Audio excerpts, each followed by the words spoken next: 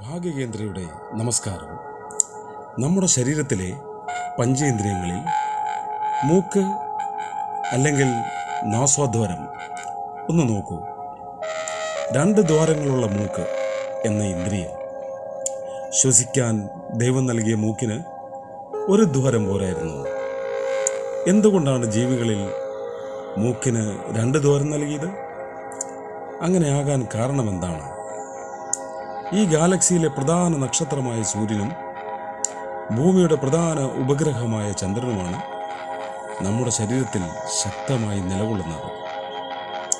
അതിൽ സൂര്യൻ്റെ ആകർഷണ വികർഷണ ശക്തി മൂക്കിൻ്റെ വലദ്വാരത്തിലും ചന്ദ്രൻ്റെ ശക്തി ഇടത് ദ്വാരത്തിലും ആണ് സ്ഥിതി ചെയ്യുന്നത്.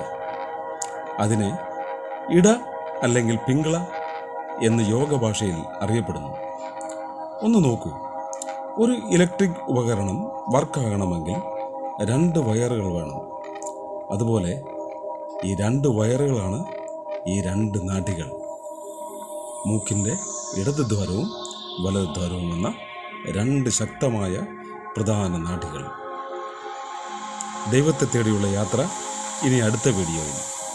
ഈ വീഡിയോ നിങ്ങൾക്ക് ഇഷ്ടപ്പെട്ടെങ്കിൽ ദയവായി ലൈക്ക് ചെയ്യുക, കമൻറ്റ് ചെയ്യുക ആൻഡ് സബ്സ്ക്രൈബ് ചെയ്യുക. Thank U.